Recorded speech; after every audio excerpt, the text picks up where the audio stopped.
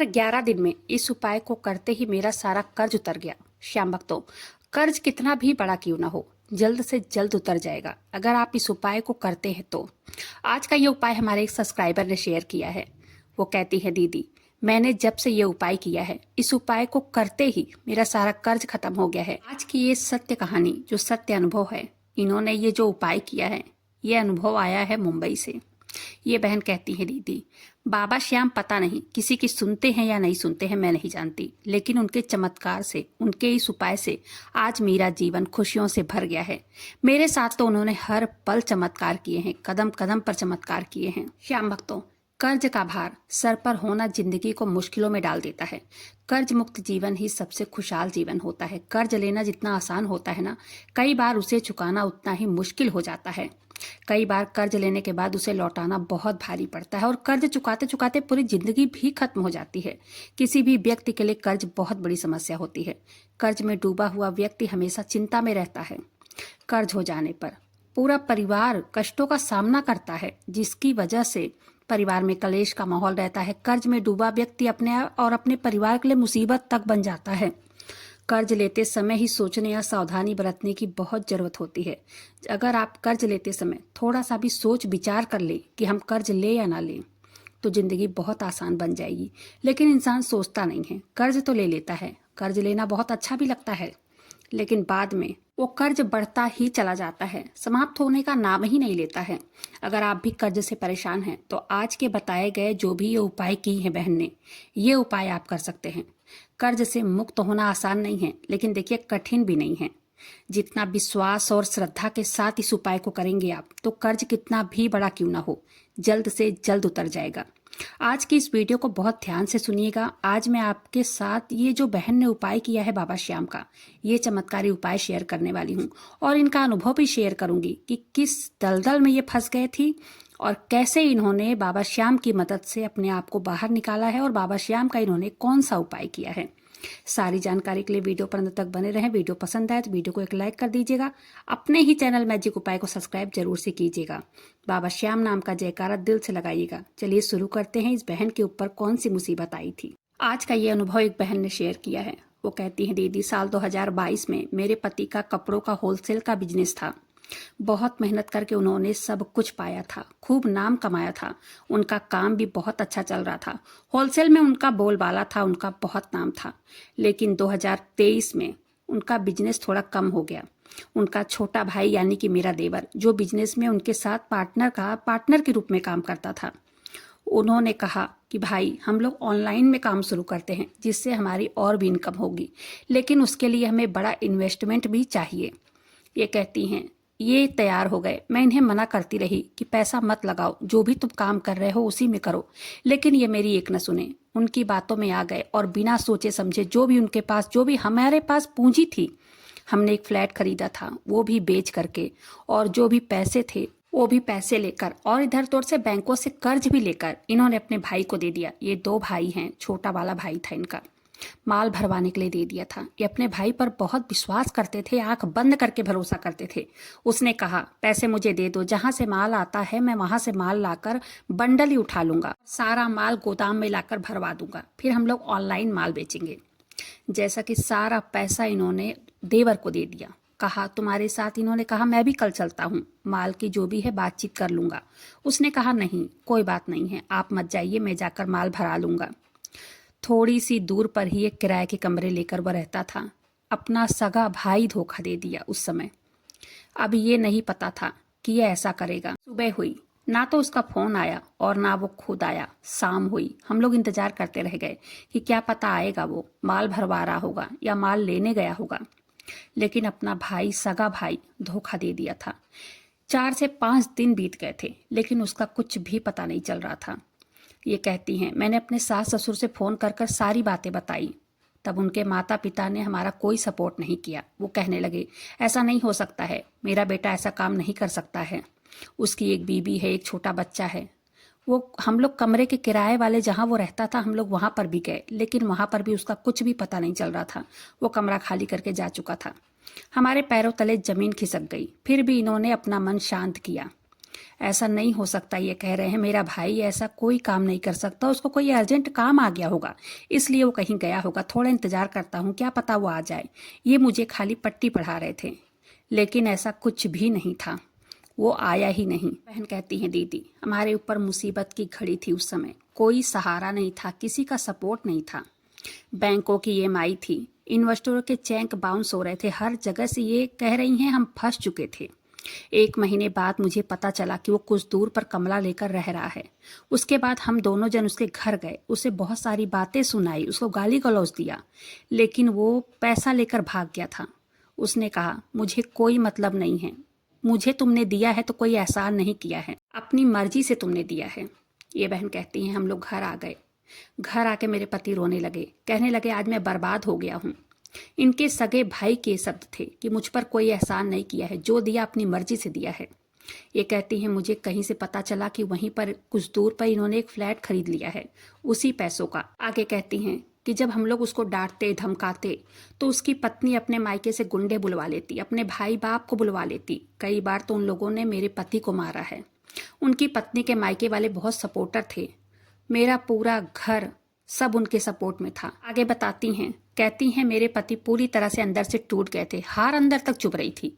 उन्हें जिन लोगों से उम्मीद थी उन्होंने ही उनका साथ छोड़ दिया था। ये बहन कहती हैं मेरे पति हमेशा रोते, हमेशा सोचते रहते, खाना नहीं खाते, कहते आज किस्मत ने कहाँ लाकर हमें खड़ा कर दिया है। वो कहती हैं कि अब क्या होगा, हमारे पास कोई रास्ता ही नहीं बचा था। ये बताती हैं बच्चों के फीस स्कूल की नहीं निकल पाती थी, बच्चे भी हमेशा परेशान रहते थे।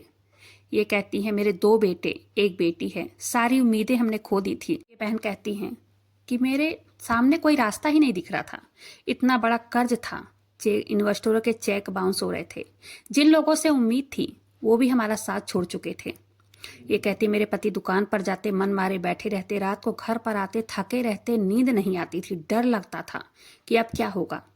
उनके माता पिता आए उनके पास और वो भी छोटे भाई की तरफदारी ही करते रहते थे। तब इनकी माँ इनके सपोर्ट में थी। इनकी माँ कहती थी कि गलत किया, उसे ऐसा नहीं करना चाहिए था, बड़ा भाई था, उसका पैसा लेकर भाग गया और आज हम लोगों से भी बात नहीं कर रहा है, ना इन लोगों से कर रहा है। ये बताती हैं मेरे पति अपनी माँ को पकड़कर खूब रोने लग गए। वो कहने लगे मम्मी आज ये कैसा दिन देखने को मिल रहा है, जिस भाई को मैंने पढ़ाया लिखाया शादी ब्याह सब कुछ करवाया, आज उसने मुझे धोखा दे दिया है। इनकी माँ ने कहा बेटा रो मत, कहीं न कहीं से कोई न कोई रास्ता ईश्वर निकाल ही देते हैं, परेशान मत हो। ऐसे ही दिन कट रहे थे। ये बहन कहती है कांटी मिली, उन्होंने बाबा श्याम के बारे में बताया। उन्होंने कहा बाबा श्याम के दरबार में चले जाओ, वही रास्ता निकालेंगे। पूरे राजस्थान में बाबा श्याम को सब लोग बहुत मानते हैं। राजस्थान में बाबा श्याम का मंदिर है, राजस्थान के हर घर में इनकी पूजा होती है। खैर ये बताती हैं मुझे भी पता था बाबा श्याम के बारे में, मैं भी बाबा श्याम के कई वीडियो देखी थी, उनके भजन भी सुनना मुझे अच्छा लगता था, लेकिन मैंने कभी उनके बारे में उनकी पूजा नहीं की थी। ये कहती हैं मैं अपने पति और सास ससुर और अपने बच्चों को लेकर खाटू धाम चली गई। वहां जाकर 13 सीढ़ियां चढ़ते ही मेरी आंखों से आंसू बहने लगे। ये बताती हैं 13 सीढ़ियों में पता नहीं क्या ऐसी शक्ति है कि वो सीढ़ियां चढ़ते ही दिल हल्का हो जाता है, मन शांत हो जाता है, ऐसा लगता है जैसे कंधे का सारा बोझ ही उतर गया हो। बाबा श्याम के सामने पहुंचकर अपने आंसुओं के साथ अपना दिल हल्का किया। हमने दोनों पति पत्नी ने एक अर्जी लगाई बाबा श्याम के आगे। वहां से बाबा श्याम की एक फोटो खरीदकर हम अपने घर आए। रोज देसी घी का हम लोग दीपक जलाने लगे, रोज उनका नाम जप करने लगे। शुरू में कुछ भी नहीं हुआ, लेकिन मैंने हार नहीं मानी। मेरे पति कहते कुछ भी नहीं होगा, कुछ भी कर ले, जैसे कि उन्होंने हार मान ही लिया था। लेकिन मेरा विश्वास अटल था, मैंने किसी की नहीं सुनी। मेरा विश्वास इतना अटल था कि मैं रोज बाबा श्याम की पूजा करती, रोज उनका नाम जप करती, रोज बाबा श्याम के आगे गुणगान करती, रोज रोती, बाबा श्याम से रोज मैं प्रार्थना करती थी। तब मैं हमेशा अपने पति को समझाती कि परेशान मत हो, हमारे लिए रास्ता बाबा श्याम जरूर निकालेंगे, तुम मत सोचो, सब कुछ बाबा श्याम पर छोड़ दो, वो खुद सोचेंगे कि हमारे लिए क्या सही है क्या गलत है, वो हमें कोई न कोई रास्ता जरूर दिखाएंगे। ये बहन कहती हैं कोई असर नहीं दिख रहा था दीदी, 2 महीने से हम पूजा कर रहे थे, नाम जप कर रहे थे। वो कहते हैं ना कि जब तक पाप कर्म प्रारब्ध जब तक रहता है तब तक कुछ भी सहारा, कुछ भी रास्ता नहीं दिखाई देता। एक आंटी, वही आंटी जो हमें बताई थी बाबा श्याम के दरबार में जाने के लिए, वही आंटी दोबारा फिर से मुझे मिली। उन आंटी को मैंने बताया, आंटी कुछ भी नहीं हो रहा है, हम क्या करें। 2 महीने पहले हम खाटू धाम भी गए थे, वहां अर्जी भी लगाई थी, दर्शन भी किए थे, रोज बाबा श्याम की पूजा भी करते हैं, नाम जप भी करते हैं। आंटी ने बताया, बेटा एकादशी आ रही है, बाबा श्याम की जोत ले लो और पूरे 11 दिन तक वो जोत जलनी चाहिए। 11 दिन तक कोई भी मांसाहार का प्रयोग मत करना, प्याज लहसुन तक मत बनाना। बाबा श्याम के आगे रोज घी का दीपक अलग से जलाना, वो जोत हमेशा जलनी चाहिए, अखंड दीपक जलनी चाहिए, रोज भोग लगाना, रोज प्रार्थना करना। मात्र 11 दिन में बाबा श्याम तुम्हारा दिन बदल देंगे, बस तुम जोत लेकर देखो। ये बहन कहती हैं, दीदी जैसे वो आंटी ने बताया था, कहते नहीं है डूबने को तिनका काफी, तो मेरे लिए जो कुछ भी बताता था मैं वही करने लग जाती थी। मैंने भी बाबा श्याम की एकादशी आई, जोत ले ली, 11 दिन का संकल्प करके बाबा श्याम का जोत लिया और पूरे 11 दिन तक वो जोत जलती रही। मैं हमेशा उस जोत पर निगरानी रखती कि जोत बुझने न पाए। जैसे ही वो जोत थोड़ी सी छोटी हो जाती, उसकी रुई की बात थी, वही जोत दूसरी ज्योति में जलाकर उसको रुई फिर से दोबारा डाल के और वही अग्नि फिर दोबारा फिर से मैं जला देती थी। पूरे 11 दिन लगातार मैंने वो जोत प्रज्वलित करके रखा। रात दिन मैं उठ उठ के जोत देखती रही। बाबा श्याम की इतनी बड़ी कृपा कि चमत्कार हो गया। लोग ऐसे ही नहीं बताते हैं कि बाबा श्याम की जोत लेने से हर मनोकामना की पूर्ति होती है। ये बात सच है दीदी, बाबा श्याम की जोत लेने से हर मनोकामना पूरी होती है। 5 दिन बीते थे खाली और एक व्यापारी का फोन आया। जो व्यापारी इनके माल लेकर कभी इनका फोन नहीं उठाता था, इनके पैसे नहीं देता था, वो मेरे पति के पास सामने से फोन किया। वो कहने लगा कि भाई तुम्हारा 5 लाख का पेमेंट मेरे पास है, आकर ले जाओ, और 10 लाख का माल मेरे यहाँ पर है और लोड करवा लो। जब भी तुम्हारे पास पैसा होगा दे देना। मार्केट में तुम्हारे बारे में पता चला, तुम्हारे साथ बहुत बड़ा धोखा हुआ है, अपने भाई ने ही धोखा तुम्हारे साथ किया है, कोई बात नहीं है, तुम माल ले जाओ और जब बिक जाए जैसे तुम्हारे पास पैसे आए लाकर दे देना। कोई कारीगर को भेज दो। ये बहन कहती हैं कि इनका मेरे पति का विश्वास हर किसी से उठ चुका था। जो भाई अपना सगा धोखा देकर गया था तो किसी पे विश्वास कैसे हो सकता था। इन्होंने बोला मैं खुद आऊंगा माल लेने, और ऐसे ऐसे करके जहां जहां से पैसे फंसे थे सभी जगह से इनके पास फोन आने लग गए। जितनी रकम भी फंसी थी सब इनके पति के पास रकम लौटने लग गई। ये कहती हैं, क्या हुआ, कैसे हुआ दीदी, मुझे कुछ भी पता नहीं चला, मेरा सारा फंसा पैसा सब मेरे पास लौटने लगा। ये बाबा श्याम का चमत्कार ही था। तब मेरे पति कहने लगे कि सच में बाबा श्याम बहुत चमत्कारी हैं। बाबा श्याम के दरबार में देर है लेकिन अंधेर नहीं है। ये कहती हैं, जो पैसे इधर उधर से आ रहे थे उससे हमारा कुछ कर्ज चुकता हो गया। करीब 6 महीने के बाद मेरे साथ भी चमत्कार हुआ है। तुरंत मेरे साथ भी कुछ नहीं हुआ है दीदी, मेरे साथ भी महीनों लग गए बाबा श्याम की कृपा होने में, लेकिन मैंने हार नहीं मानी। मैं रोज बाबा श्याम की पूजा करती थी, रोज उनका नाम जप करती थी, एकादशी का व्रत में रखने लग गई थी और मैं हर एकादशी पर जोत लेने लग गई थी। और जब भी जोत लेती थी तो 11 दिन का पूरा जोत लेती थी। बाबा श्याम के इतने उपकार थे हमारे ऊपर। 1 साल बीत गया है दीदी, अब मैं एक फ्लैट लेने वाली हूँ।